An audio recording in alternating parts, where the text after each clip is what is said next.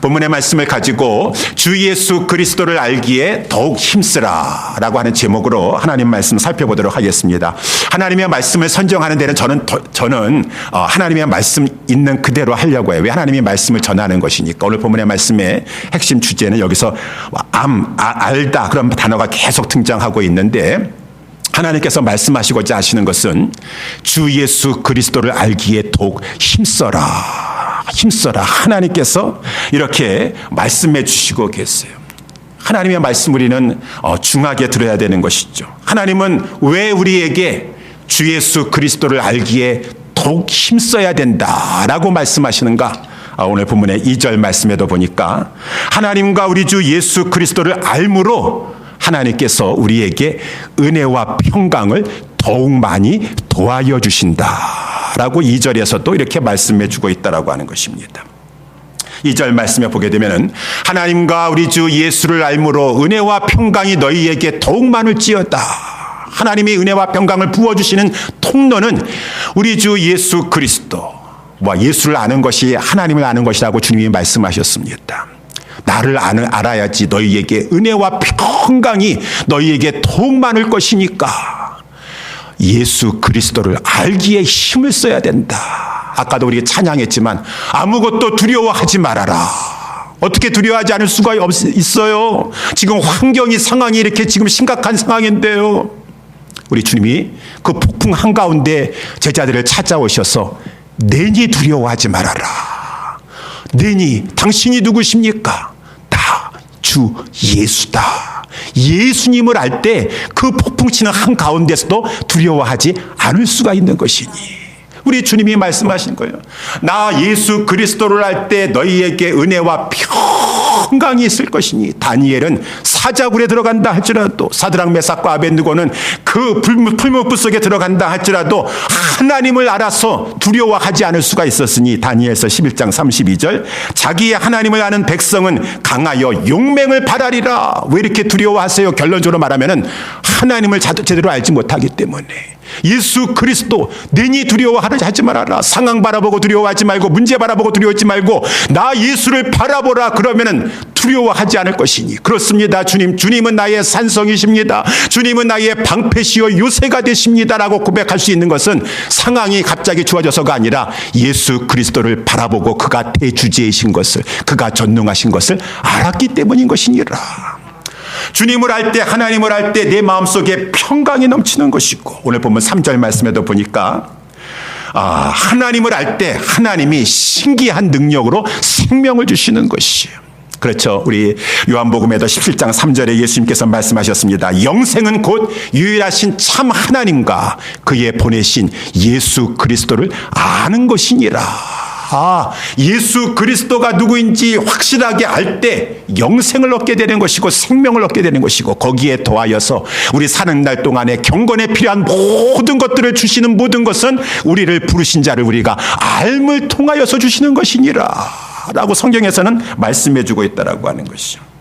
그러면서 이 모든 것들을 주시면서 우리 하나님께서는 우리를 더욱더 우리 하나님의 성품을 담는 자로서 우리를 빚어가기를 원하시는 것이에요. 그래서 오늘 본문에서 4절 말씀에도 하반전에 보게 되면은 신의 성품에 참여하는 자가 되게 하려 하셨으니. 그렇습니다. 하나님이 우리를 구원해 주신 것은, 여러분 꼭 아셔야 돼요. 하나님이 우리를 구원해 주신 것은 그저 천국에만 가기 위해서. 오늘 보면 4절에도 보니까 이로써 보배롭고 지극히 큰 약속, 보배롭고 지극히 큰 약속 중에 약속은 마지막 11절에 나와 있는 것처럼 영원한 하나님 나라에 들어가는 것이겠죠. 썩지 않고 새하지 않는 하나님 나라에 들어가는 것이겠죠. 그것이 보배롭고 지극히 큰 약속이지만 그것만을 위해서 우리를 구원해 주신 것은 아니에요. 그러려면은 우리 구원해 주시고 곧바로 하나님께서 저 영원한 하늘나라로 인도해 주셨어야 될 것입니다. 근데 이 땅에 남겨놓으신 것은 우리로 하여금 구원을 주시면서 이제 구원받은 백성으로서 이 땅에 살아가는 동안에 우리 하나님과 예수 그리스도의 성품을 잘 배워서 여기 신의 성품에 참여하는 자가 된다는 것은 하나님 닮은 자로서, 예수 그리스도의 성품을 닮은 자로서 이 땅에 살아가면서 하나님의 어떠하신 것을 드러내는 삶을 살도록 하라라고 하나님께서 우리에게 그 목적으로 구원하여 주셨다는 것입니다. 그래서 우리는 이러한 주님을 닮아가려면은 주님을 알아야지 닮아갈 것 아니겠습니까? 하나님이 어떠한 분이신 줄 알아야지 그 하나님의 모습대로 사모하면서 닮아갈 수가 있는 것이니 우리 하나님께서 말씀하시는 것이요. 주 예수 그리스도를 알기에 더욱 힘써야 될 것이니라. 힘써야 될 것이니라. 그래서 오늘 본문에 8절 말씀에 보게 되면은 하나님께서 이러한 모든 것을 주셨어요. 아까 말씀한 것처럼 생명도 주셨어요. 거기에 모든 은혜의 것들을 다 공급해 주셨어요. 이런 것이 너희에게 있어 흡족한즉 너희로 우리 주 예수 그리스도를 알기에 게으르지 말아라 라고 하는 것을. 게으르지 말아라. 예수 그리스도를 알기에 부지런하여라. 힘쓰도록 하라. 여러분, 우리 하나님 말씀하신 대로 예수 그리스도를 알기에 힘쓰시고 계십니까? 저는 예수 그리스도를 더 알기를 원합니다. 더 닮기를 원합니다. 이전에 알던 것보다 더 알기를 원합니다. 더 원합니다. 더 원합니다. 그러한 마음이 있습니까? 하나님 말씀대로 순종하며 살아가시는 것이. 난 다 알고 있습니다. 뭐 더 알 것도 없고요.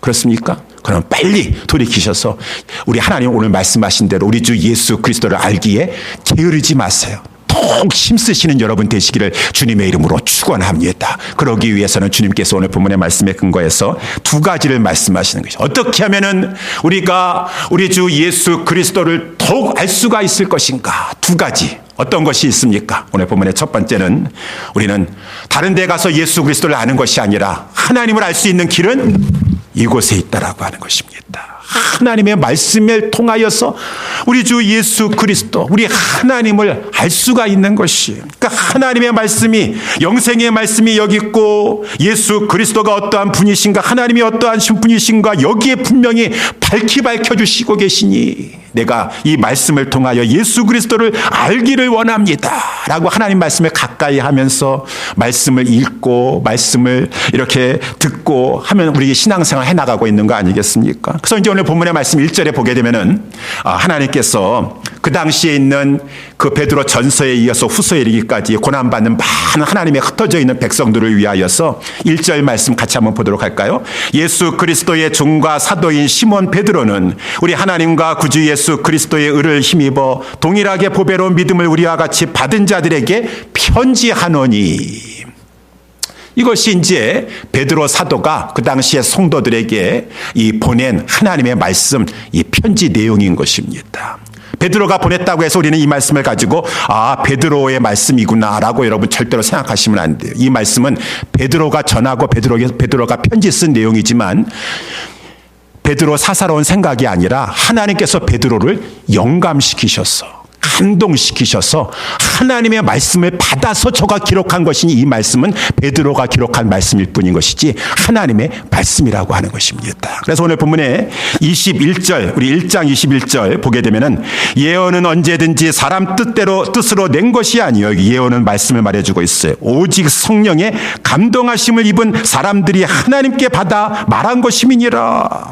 이 신구약 성경은 우리 디모데후서 3장 16절에도 모든 성경은 하나님의 감동으로 된 것이로 오늘도 오직 성령의 감동하심을 입은 사람들이 하나님께 받아 말한 것이므로 여기 제가 지난번에도 한번 설교할 때 디모데후서 설교할 때 말씀했지만 여기에 감동으로 됐다라고 하는 것은 그 말의 원어의 뜻은 하나님의 기운이 불어넣어져 있다라고 하는 것입니다.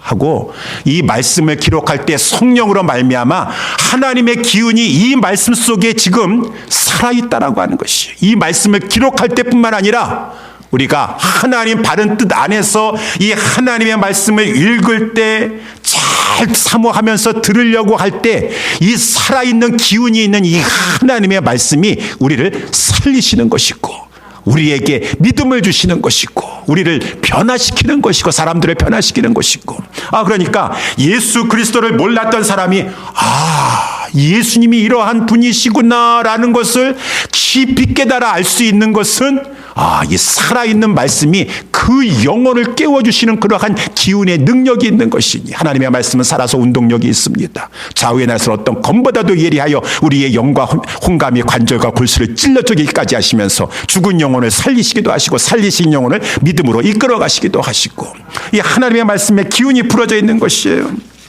그래서 이 하나님의 말씀을 통하여 이제 하나님께서 우리를 선택하신 백성들을 부르시지 않습니까? 그래서 중생케 하세요. 성령님이 그 말씀을 통하여 영혼을 중생케 하시고, 그래서 우리가 중생했다는 것은 살아났다는 것이에요. 영적으로 죽었다가 살아나가지고 하나님의 말씀이 들려지게 되니 믿음이 생긴 것이고, 이제 믿음이 자라나가서, 그래서 로마서 1장 17절에 우리 복음에는 하나님의 의가 나타나서 우리 성도들로 하여금 믿음으로 믿음에 이르게 한다.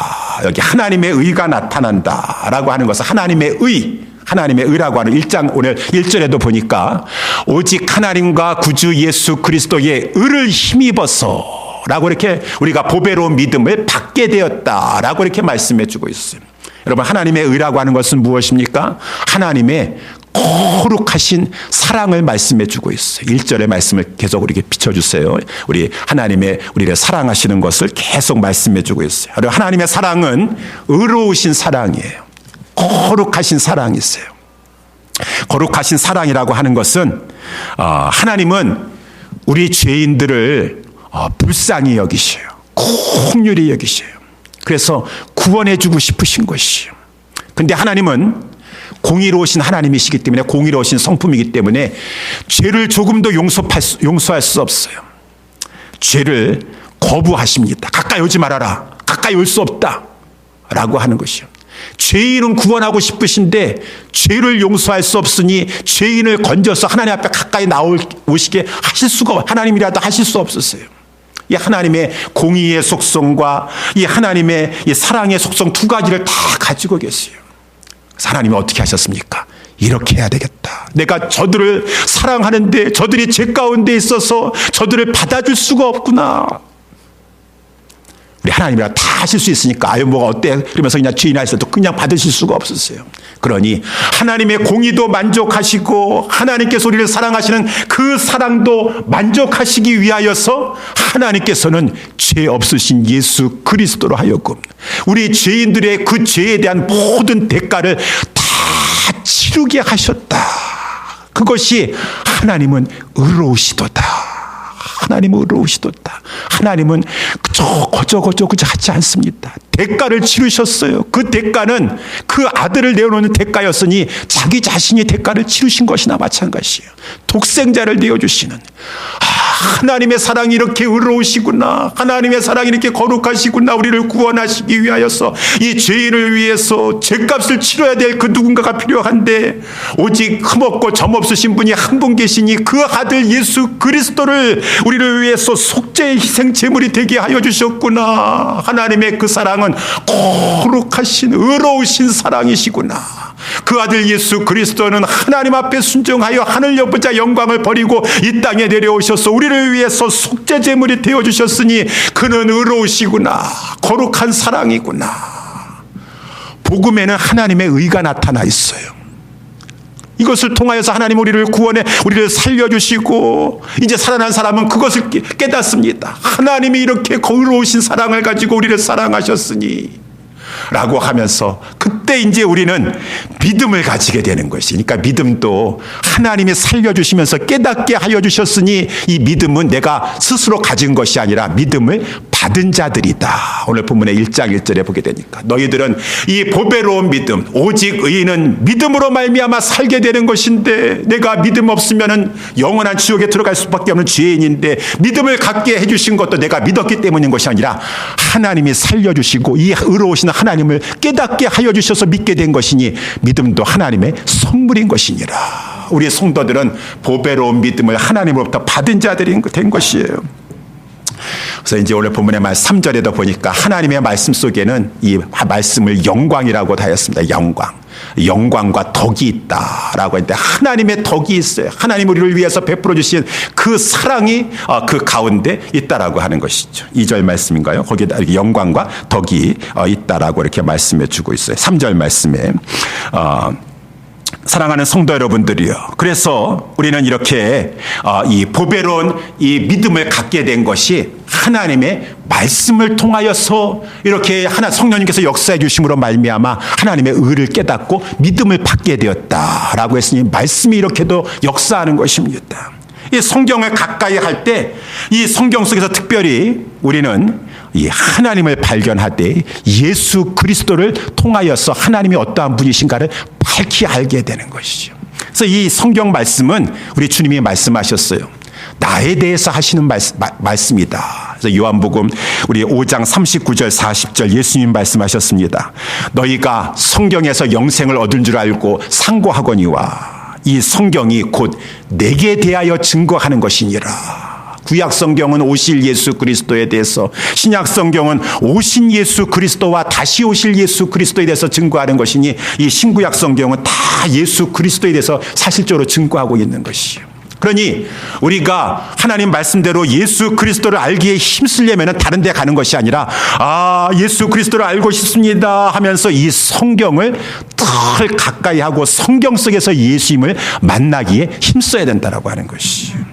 사랑하는 성도 여러분들이요, 우리 목사도 마찬가지예요. 얼마 전에도 우리 새벽 기도회 때 말씀을 살펴봤지만 디모데야, 다른 데 바빠하지 말고 너 늘 이 하나님의 말씀을 읽는 것과 가르치는 것과 권하는 일에 창념하고 있어라. 목사님들도 너무 사생활이 분주하고 복잡하시고 바쁘셔가지고 하나님 말씀 창념하고 있어야 되는데 마음이 여기가 있고 저기가 있으면 하나님 앞에 이 하나님의 말씀을 잘 통해서 예수 그리스도를 알고 그 예수 그리스도를 바르게 증거해야 되는데 이 창념해야 돼요. 열중해야 돼요. 집중해야 돼요. 여러분들도 마찬가지예요. 목사가 특별히 더 그렇게 해야 되고 여러분들도 하나님의 말씀에 창념하셔야 돼요. 힘써 하나님의 말씀을 통하여 예수 그리스도를 알아가기에 힘쓰셔야 된다라고 하는 것입니다. 이것이 이제 예수 그리스도를 어떻게 알 수 있습니까? 첫 번째는 말씀을 통하여, 마지막으로 두 번째 예수 그리스도를 어떻게 알 수가 있습니까? 우리는 예수 그리스도를 그 말씀 앞에 순종할 때 우리 주님을 알 수 있다라고 하는 것입니다. 여러분, 하나님의 말씀을 주신 것은 이 말씀을 가지고 그저 알기만 하라고 주신 것이 아니라 이 말씀을 믿어서 순종하라라고 주신 것인 줄 믿으시길 주님의 이름으로 축원합니다. 여러분, 하나님의 말씀을 순종을 통해서 배우는 것이에요. 순종 학교라 그러자. 예수 그리스도는 우리 D.L. 무디 선생님이 말씀하시기를 순종은 하나님을 아는 학교라 그랬어요. 순종할 때 아는 것이에요. 그래서 우리 요한복음 14장 21절에도 우리 예수 그리스도께서 나의 계명을 가지고, 계명 암송만 하고 있는 자, 나의 계명을 가지고 지키는 자가 나를 사랑하는 자니 나를 사랑하는 자 그에게 나를 나타내 줄 것이니라. 예수님이 주신 계명을 지킬 때 예수님이 나타나 주시는 것이구나. 순종해야 되는 것이구나. 우리 그렇게 말씀하고 있어요. 그래서 우리 가령 예를 들면은 요한복음 9장에 보게 되면은 날 때부터 소경된 자가 있었어요. 예수님께서 그를 고쳐주시려고 땅에 침을 뱉으시고 그것을 진흙으로 이겨가지고 그 눈에 발라주셨습니다. 그런 다음에 저 예루살렘 저쪽에 있는 실로암 못에 가서 씻어라 라고 했어요. 그때 이 날 때부터 소경된 자가 아니 예수님 고쳐주시려면 그냥 이 자리에서 당장 고쳐주시지 나 지금 눈도 안 보이는 사람을 가지고 실로암 연못까지 어떻게 가라고 하는 말이야. 아이고 저는 못 가요. 지금 여기 눈도 안 보이는데 여기 실로암 연못까지 내가 왜 간단 말입니까? 그냥 눈 고쳐주세요. 눈 고쳐줬으면 아마 예수님께서 안 고쳐주셨을 것이에요. 내가 지금 너를 고치길 원하는데 내가 너의 눈에다가 진흙을 발랐는데 너 이 상태로 해가지고 저 실로암 연못까지 가가지고 너의 눈을 씻으라 라고 이렇게 말씀하셨어요. 이때 그 소경은 예수님 말씀하신 대로 순종하였어. 보이지 않지만은 사람들한테 물어가지고 나를 좀 실로암 연못에 데려가 달라고 해서 그 연못에 찾아가서 눈을 씻었을 때 밝히 보게 되었다. 그래서 이제 그가 이 눈이 밝히 보이구나. 사람들이 어떻게 된 거냐, 너가 어떻게 눈을 뜨게 되었느냐라고 하는 것이에요. 아니 그 자가 나를 고쳐주었다. 그 자가 누구냐? 이 바리새인들이라든가 막 종교 지도자들은 예수가 고쳐줬다고 하는 말을 듣기 싫어하는 자들이에요. 예수는 하늘로부터 온 자가 아니냐. 여러분, 실로암이라고 하는 말이 영어로 말하면 센트예요. 보내심을 받았다라고 하는 뜻을 가지고 있어요. 그래서 우리 이 소경은 실로암에 가서 예수님 말씀하신 대로 순종하여 힘들어도 거기까지 가서 눈을 씻게 되었을 때 그 예수는 하나님이 보내신 자고 보내심을 받은 메시아구나라고 하는 것을 깨닫게 되어서 그 연못을 가지고 실로암이다. 예수님이 신뢰하면서요, 예수님이 하나님부터 보내심을 받은 자인 것을 그는 순종하면서 체험적으로 깨닫게 되었다는 것입니다. 체험적으로 깨닫게 되었다는 것이죠. 그래서 이 순종할 때 확실하게 배울 수 있는 것이죠. 또 하나 예를 들자면은 우리가 잘 알다시피 우리 베드로가 밤이 맞도록 수고하였는데 얻은 것이 없었어요. 그때 예수님께서 베드로의 배에 오른 다음에 깊은 데로 가서 그물을 던지라. 선생님, 밤이 맞도록 수고하여 얻은 것이 없지만은 말씀에 의지하겠다는 것은 내가 도저히 지금은 뭐 힘도 없고 피곤하고 지금 제가 도저히 밤새도록 이 밤바다에서 작업을 했기 때문에 더 이상 지금은 뭐 고기 이 아침 시간에 잡히지도 않고 하지만은 순종하겠습니다. Because you say so. 당신이 말씀하셨으니 순종하겠습니다라고 말씀에 의지하여 거기 깊은 데로 가서 그물을 내리게 되었을 때 예수님이 누구신가를 알게 되었으니, 그가 처음에는 예수님 보고 선생님이라고 했지만 나중에는 놀라워가지고 주여 주여 나를 떠나소서 나는 죄인으로서이다. 베드로가 예수님을 알게 되었으니 그 지식은 이론적인 지식이 아니라 체험을 통한 지식이니 예수님을 알게 되었다. 예수님은 선생 정도가 아니라 주시구나 라는 것을 알게 되었으니 순종할 때 배우는 것이요. 순종할 때 상황과 환경이 도저히 내가 피곤하고 지치고 저거 한다 할지라도 주님의 말씀 앞에 순종할 때 주님이 주시구나, 주님이 전능하신 하나님이시구나라는 것을 순종할 때 체험적으로 알게 되는 것이니, 우리가 예수 그리스도를 알고 싶으십니까? 하나님 말씀을 지식적으로만 아는 정도의 아니라 그것을 순종할 때 알게 된다는 것이요. 순종할 때. 그래서 오늘 본문의 말씀에 이제 하나님께서 우리 사랑하는 이 성도들에게 이 보배로운 믿음을 받은 우리 모든 자들에게 축복 주시고자 하나님께서 또 이렇게 명령을 주시는 것이, 그 명령이 이제 5절서부터 있지 않습니까? 이러므로 너희가 힘써 너희 믿음의 덕을 덕의 지식을, 지식의 절제의 절제의 인내를, 인내의 경건을, 경건의 형제의 우애를, 형제의 우애에 사랑을 공급하라. 여기 사랑을 마지막까지 여기 8개 믿음서부터 이 사랑까지 8가지가 나오는데 이 8가지를 가지고 공급하라고 하는 말은, 공급하라고 하는 원래 원어상은 비용을 지불하라, 실행하라는 말, 어떠한 비용이 나온다 할지라도 이렇게 행하라라고 하는 그런 말씀을 가지고 있어요. 8가지나 보니까 뭐 여기 믿음과 덕과 지식과 절제와 뭐 인내와 경건과 형제 우애와 뭐 사랑, 8가지를 다 이거 하라고요 라고 하면 생각하지 마시고 하나님이 우리에게 명령하시는 것은 축복해 주시려고 명령하시는 것이요. 순종하는 마음으로 행하려고 하세요. 그래서 오늘 본문에 보면 이제 믿음의 덕을, 우리 믿음은 우리 성도들의 삶의 믿음이 모든 것이 제일 이 받침이 되는 것이죠. 믿음이 성도의 삶의 밑바탕이 되는 것입니다. 거기에 이제 덕을 쌓으라. 덕은 선행이라고 말할 수 있어요. 착한 행실. 그렇죠. 여러분, 믿음이 있으면은 믿음에 덕이 나타나야 됩니다. 착한 행실이 따라와야 돼요. 우리 지난 수요일 날도 야고보서 말씀을 살펴봤지만 믿음이 있다고 하면서도 행함이 없는 믿음은 죽은 믿음이다. 그건 가짜 믿음이라고 하였어요. 그래서 우리 예수님께서 참 안타까운 마음을 가지고 이제 이 선한 행실을 행하는 삶을 살도록 하라고 누가복음 10장에 보게 되면은 선한 사마리아 비유를 하셨어요. 얘들아, 어떤 사람이 길 가다가 강도를 만나가지고 거반 죽게 되었다. 믿음 좋은 레위인이 지나가다가 그 강도를 보았다. 여기 예수님께서 말씀하셨어요. 보고. 그렇지만 저는 피하여 지나갔다. 또 제사장도 왔다가 막 지금 죽어가는 사람을 보았다. 똑같이 보았어요. 그런데 저도 피하여 도망갔다. 지나갔다. 그런데 사마리아 사람이 그 다음에 지나가게 되는데 저는 보고 나서 저도 피하여 지나간 것이 아니라 저는 불쌍히 여겨서 그 강도 맞은 사람에게 가까이 갔다.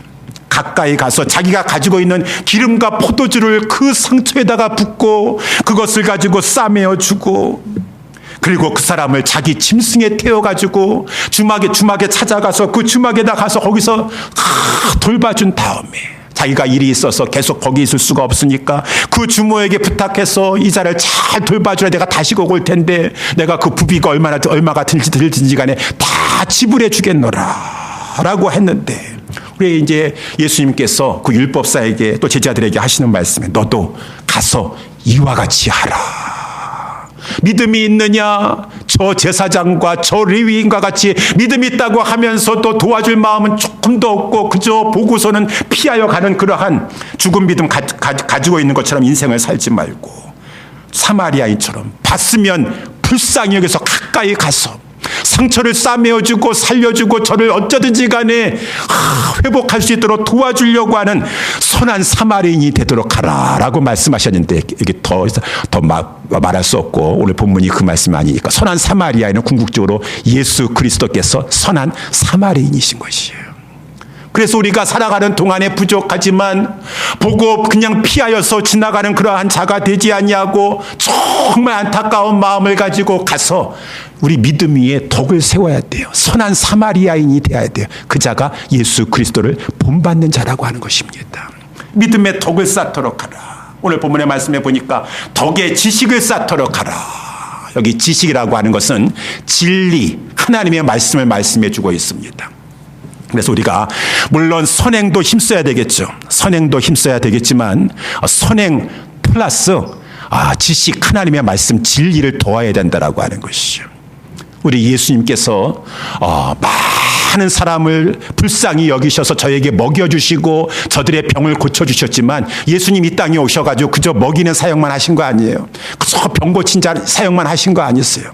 우리 예수님 그저 저들이 또 이렇게 허기지구나 계속해가지고 오병이어의 기적 그냥 사병이어의 기적 복음서에 그저 먹이는 일만 하셨다고 기록되어 있지 않아요. 우리 예수님은 그 먹이는 사역도 해주시고 병 고치는 사역도 해주셨지만 그 위에다가 우리 예수님께서는 영혼 구원하시는 진리로서 영혼 구원하시는 사역을 하셨으니 우리 마태복음 9장에 보게 되면 사람들이 침상에 누운 중풍병자 들린 사람을 데리고 나왔어요. 예수님께서 저희의 믿음을 보신 다음에 중풍병자 그냥 고쳐주시면 될 거 아니겠어요? 그런데 이렇게 말씀하시는 것이요. 소자야 안심하라. 내 죄사함을 받았느니라. 예수님 왜 이 순간에 또 그 자리에서 또 왜 그런 죄사함이라고 하는 단어를 꺼내서 저기 서기관들 다 지금 감시하고 있는데 저 사람들 예수님 또 이 죄사함을 받았느니라 말하면 또 신경이 날카로워가지고 아니나 다를까 저들은 지금 막 속으로 막 참남하도다. 저가 누기에 죄사함을 한다고 하는 말인가. 예수님이야 병이나 고쳐주시지. 그런 것이 아니에요. 예수님은 병 고쳐주시기도 원하셨지만 그 영혼을 구원해 주시기를 원하셨기 때문에 죄사함을 베푸시는 하나님의 아들이 이 땅에 내려오셨기 때문에 그 아들을 믿어야지 죄사함을 받을 수 있니. 병 고침 받는 것도 중요하지만 죄사함을 받아서 영혼 구원 받는 것이 더 중요한 것이니라. 우리 예수님은 선행을 병을 고쳐주시면서도 그 위에 하나님의 진리를 더하셨다라고 하는 것이에요. 이것이 우리의 이제 신앙생활, 예수님을 닮은 신앙생활이 되는 것이고 이 지식의 절제를 도하라라고 하는 것이 이 지식은 아까 말씀하신 대로 이 진리, 하나님의 말씀을 말씀해 주고 있어요. 거기에 절제하라. 여러분 우리가 하나님을 아는 지식, 하나님의 말씀의 지식을 가지고 있다 할지라도 하나님을 다 알 수 없습니다. 하나님을 알 수 없는 것은 겸손하게 하나님을 거기에 대해서는 제가 모릅니다 라고 하는 것이 그것이 올바른 것이에요. 함부로 선을 넘으려고 하지 말아야 돼요. 예수님이 그러지 않으셨습니까? 예수님께서 종말에 대해서 마태복음 24장에서도 쭉 말씀해 주고 있는데 그때가 언제인지 종말의 때가 언제인지는 우리 예수님께서 그러나 그날과 그때는 아무도 모르나니 하늘의 천사들도 아들도 모르고 오직 아버지만 아시느니라. 우리 예수님도 모르신다고요? 그럼 예수님도 참 모르시는 것이 있네. 창피한 것인가요? 부족한 것이 있는 것인가요? 아니에요. 우리 예수님은 하나님 앞에서 모르는 것은 모르는 것이에요. 근데 이 베드로후서 나중에도 말씀을 살펴보지만 거기 1장 20절에도 보니까 먼저 알 것은 경의 모든 예언은 사사로이 풀 것이 아니요. 우리 맨 마지막에 디모데후서 3장 16절 말씀에도 그 중에 알기 어려운 것이 덜어 있으니 무식한 자들과 굳세지 못한 자들이 다른 성경과 같이 그것도 억지로 풀려다가 스스로 멸망에 이르느니라. 절제하지 못하는 것이에요. 하나님의 선을 넘어가서 함부로 자기 자신을 절제하지 못하고 예수님도 모르셨다고 하는데 자기가 재림주라고 막 주장하지 않나. 자기는 다 깨달아 알았다고 하는가. 절제가 없다라고 하는 것이죠.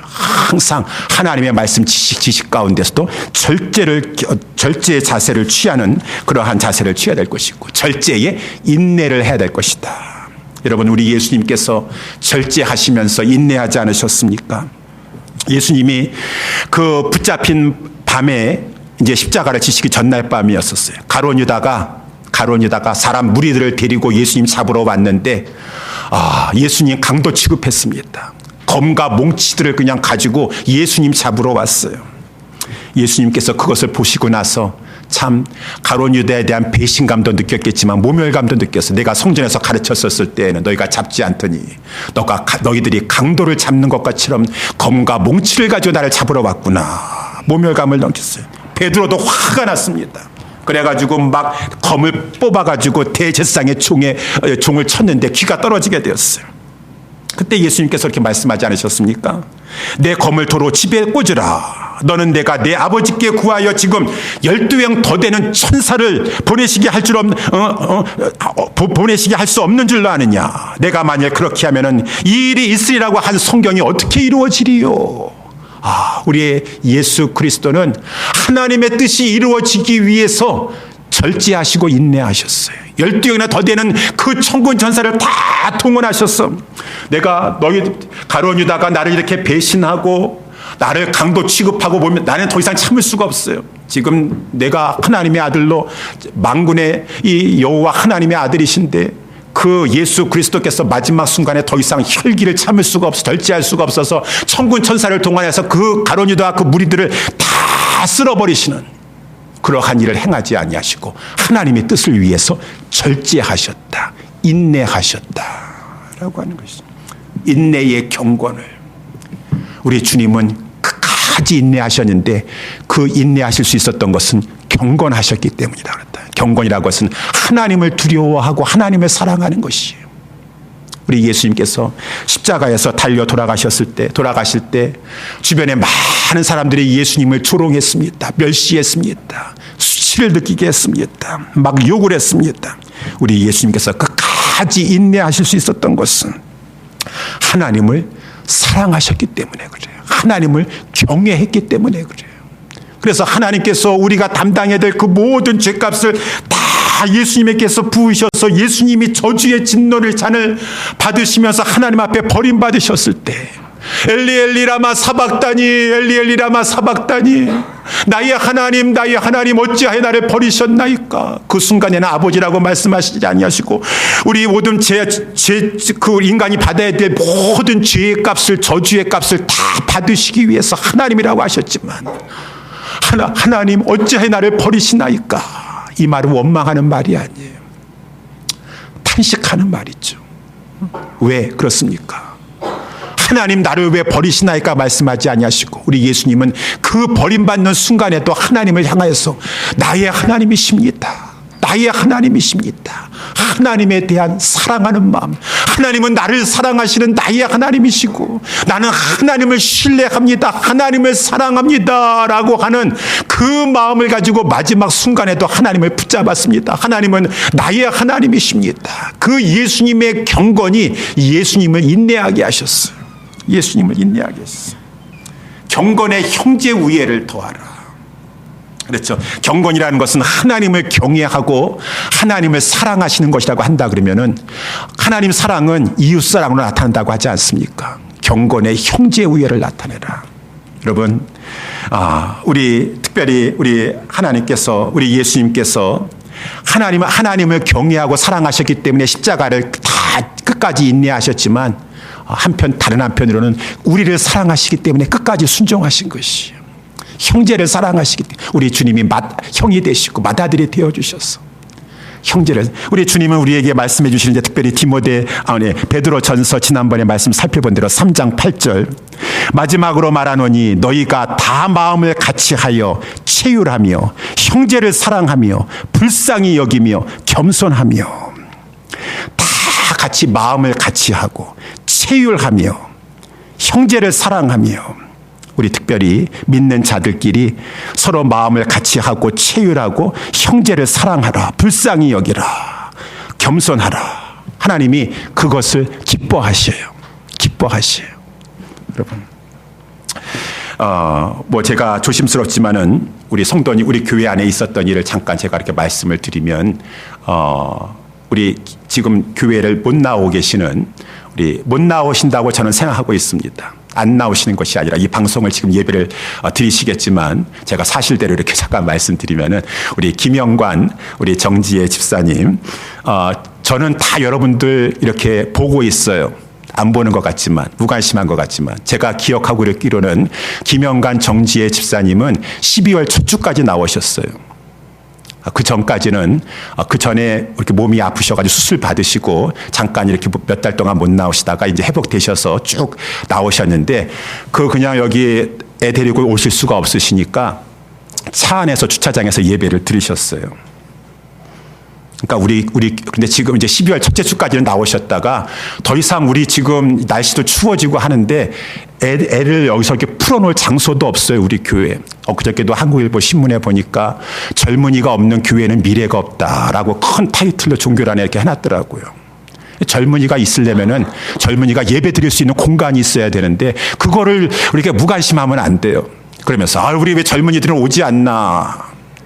젊은이들이 애를 데리고 예배 드릴 수 있는 공간을 우리가 마련해 주기 때문에 그것을 놓고 간절히 기도하려고 하고 그것을 위해서 애써야 되는데 그것이 하지 않고 젊은이들 없는 교회는 미래가 없다고 하는데 그러면 안 되겠죠? 그러니까 교회당을 우리가 뭐 제가 이런 참에도 말씀드리고 있지만 12월 초까지는 애를 데리고 왔는데 이제 날씨도 추워지니까 밖에 풀어놓을 수도 없고 교회 안에 어디 풀어놓을 데도 없어요, 애를. 그러니까 이제 안 나오시는 것이 아니라 어떻게 할 수가 없어요. 젊은이들 지난번에 우리 유아 세대도 많이 줬는데. 그래서 이러한 문제를 놓고 우리 교회 리더십들은 더 안타까운 마음을 가져야 됩니다. 형평만 주장하는 것이 아니라 간절히 기도하셔야 돼요.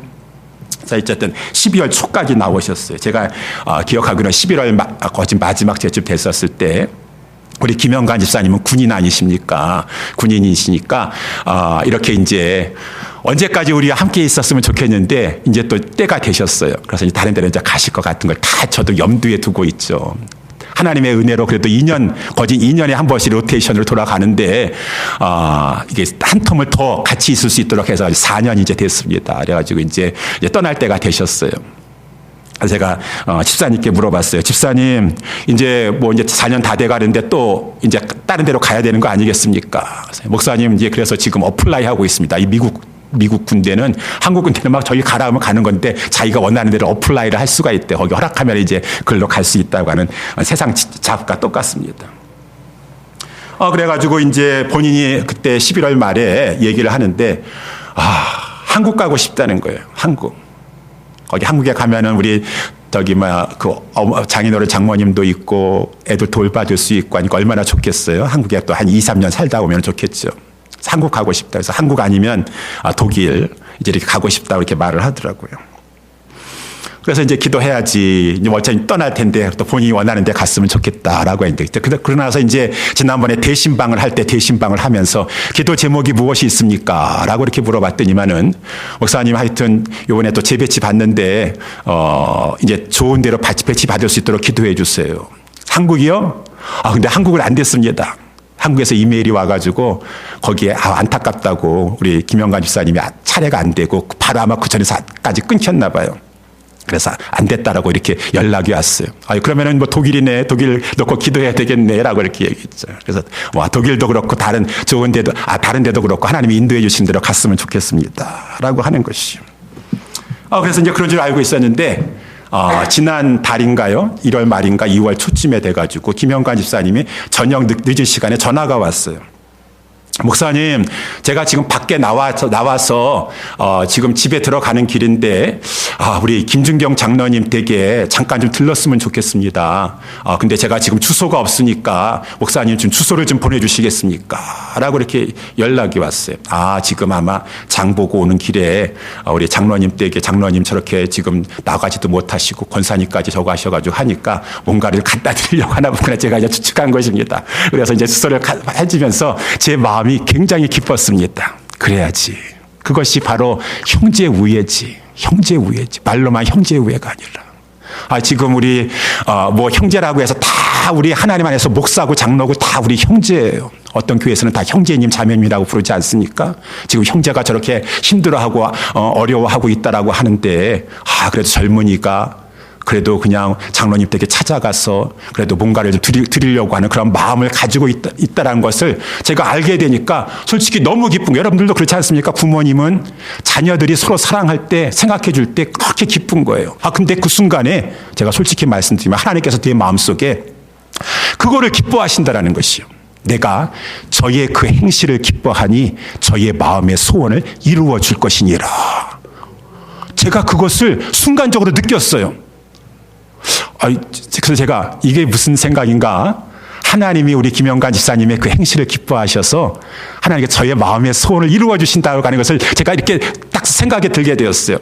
그래서 독일 가려나 보구나. 독일 가려나 보다 생각했습니다. 그래가지고 이제 조금 또 이제 얼마 지나서 성경 공부를 첫 시간을 갖게 되었어요. 줌을 들어와가지고. 그래서 우리 김석환 집사님 들어오시고 이제 바로 김영관 집사님이 이제 빨리 들어오시더라고요. 해가지고 제가 급한 마음에 하나님께서 분명히 말씀하셨어요. 내가 저를 기뻐하니 저의 마음의 소원을 이루어 주리라.